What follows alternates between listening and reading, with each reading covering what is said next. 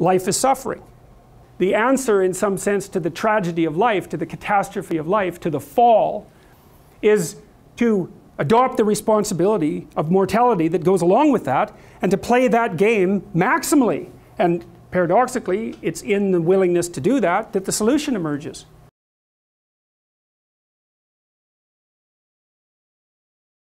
Life is error, and then you seek out error. That's what humility is. It's like, I'm error-ridden. What does it mean when you make a mistake? The problem with an error is that you don't know what the error signifies. You made a mistake. You've got your oversimplified representation of the world laid upon it. It validates itself in its execution if it executes properly. If it executes improperly, then what does that signify? It signifies that there's something in the world that you excluded that shouldn't have been excluded. Did you make an error because you're a bad person? Could be. The first thing we might say is, well, you have a frame of reference that you've laid on the world. It's a story. You live inside a story. When you've laid out a simplified schema on the world, you've excluded virtually everything. And so what that means is that as soon as you make an error, the search space for the error immediately tends towards the infinite. When you make an error, what that is the manifestation of the excluded world. And the problem with that is that's too much. Well, what do you discover when you make an error? And the answer is, first, it's a brief manifestation of the dragon of chaos. You're prey and that's a predator, and that the monster has come to get you. The dragon, the mythological dragon, also is the thing that hoards treasure. It's ambivalent, because the thing that you don't know about is also the thing that holds the greatest gift. And why is that? It's because the unrealized world manifests itself when you make an error. And the unrealized world is something that can take you down, obviously, but it's also the source of all new information. Error is an infinite source of information. It's like something went wrong, something didn't work out, I'm not looking at the world properly, or I don't know you well enough, or as well as I thought. There's something there, and if I have any sense, I'm going to focus my attention on that. What should you do when you make a mistake? There has to be a mechanism for orienting you in the face of error. Now, one answer is catastrophic dissolution.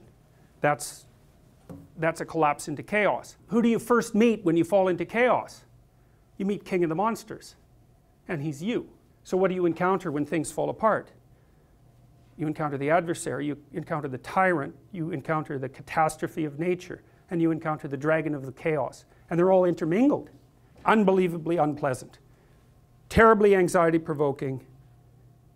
Shameful. And painful, all at the same time. Worse, it can mean the absence of positive emotion. Because if you really collapse into chaos, not only are you overwhelmed by negative emotion, but the positive emotion system's shut off. And that's what happens to someone who's extraordinarily depressed and also hyper anxious at the same time. Not only are they suffering from an excess of negative emotion, but they've got no incentive movement forward whatsoever. Okay, so that's not an optimal solution because it takes you out. It's not a solution, it's a dissolution. And you could think about it as a precursor to a potential solution, but it's very easy to get stuck there.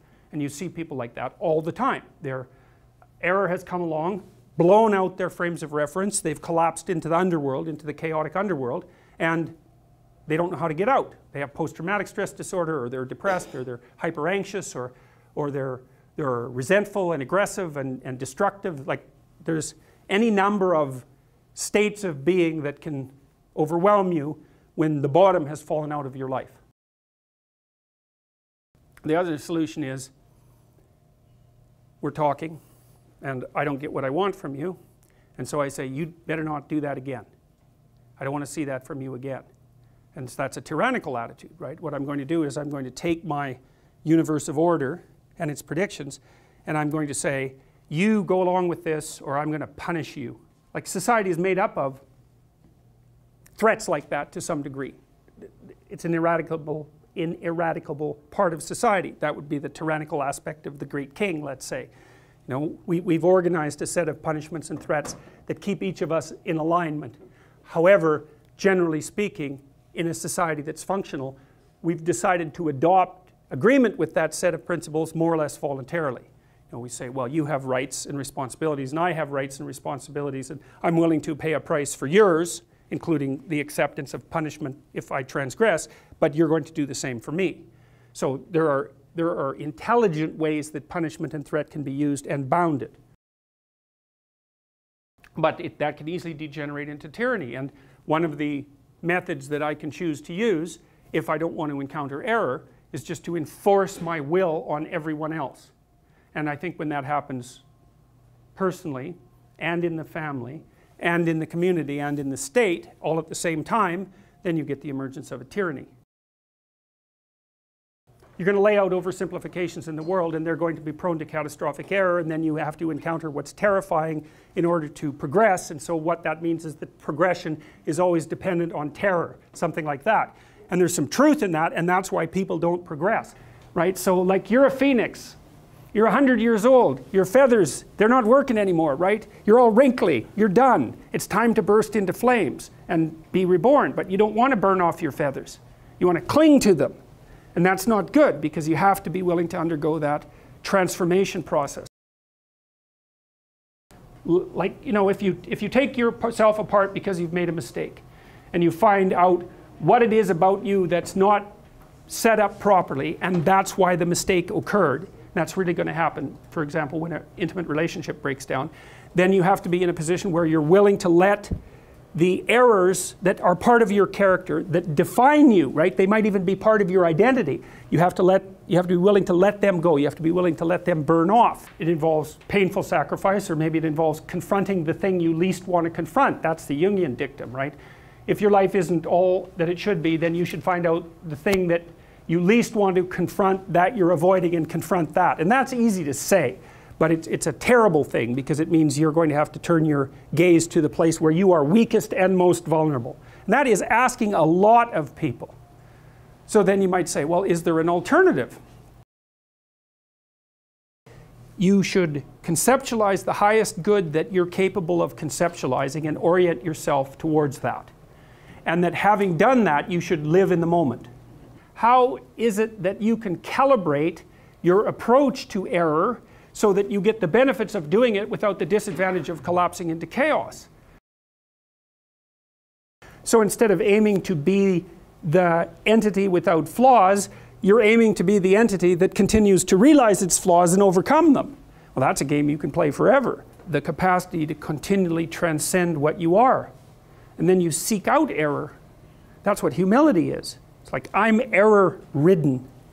It's like, so I want to put myself in a situation where I can discover one of my errors, hopefully not in a way that's going to knock me completely out of the game, right? I want to seek out a challenge. I want to find out where my limits are. I want to find out where there's not enough of me yet.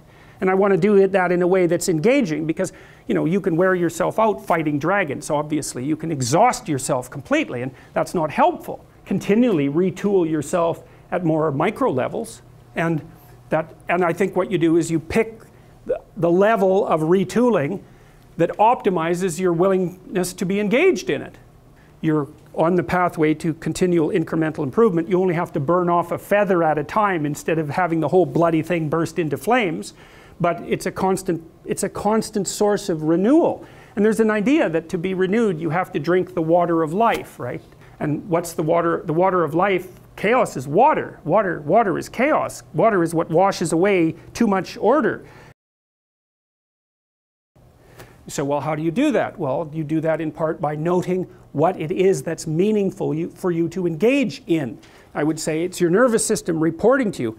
Right hemisphere and left hemisphere balanced. The balance between chaos and order produces an output that says you are in the right place. It's a perception. The meaning is a perception of being in the right place. It's the genuine thing. However, if you're going to rely on your sense of meaning to orient you, you have to play a straight game, because otherwise you warp and twist the inputs, and then the mechanism won't function properly. If you've blinded yourself to half the world, you can't use your perceptions to orient yourself properly, because the half of the world that you're ignoring is going to pop up at you unexpectedly and take you down. And so if your relationship with the world isn't pristine, honest, primarily, then you can't rely on your own internal orienting mechanisms. And then you either fall into chaos, which is an absolute catastrophe, or you have to rely on some kind of external authority. And that makes you prone to possession by tyrannical ideologies, for example, which give you that sense of meaning that you should in fact have as a consequence of your own action. You need to do something that other people find is useful. And you have to regard it as useful as well. So you have to play a productive social role. Probably need friends.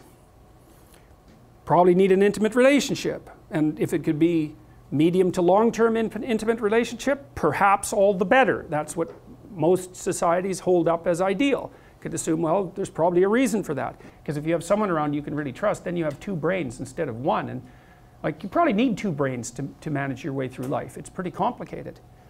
So you orient yourself towards some good, the highest good that you can conceptualize, and it has to be through a consultation with your ancestors, because you need to do the things that people have always done, and you need to do them properly, and you need to assume that that's the way that you should live, unless you have a very good reason to change it dramatically, and maybe you do, but you've got to start with some axiomatic set of presuppositions, because otherwise you have to invent everything on your own, and you don't have enough time to do that. So, and if you don't, then people won't know what to do with you. That's another big problem. If you live completely outside the norm. I mean, you know, remarkable artists manage that to some degree.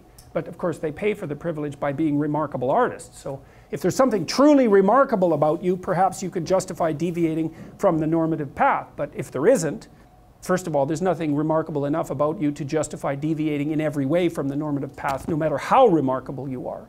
Reunite yourself with the traditional structures of your community. You can do that in a way that you feel suits your own needs best. But I don't think you can not do it, because it makes you weak. And then you'll drown. You're going to decide that being is worthwhile and that you're going to work for its betterment. And that's a decision that's based on love. And the second decision is based on truth. Having made that decision, you're going to play a straight game. Having made those two decisions, I think that you can allow your sense of meaning to calibrate your pathway. You have to say, I'm going to act as if being is good. I'm going to act as if truth is the pathway to enlightenment. I'm going to act as if I should pursue the deepest meaning possible in my life. That's all. It's your best bet.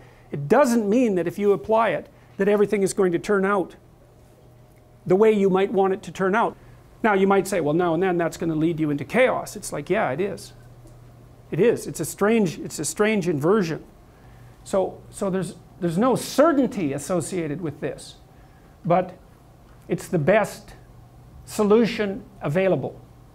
And it's also possible that it's a good enough solution.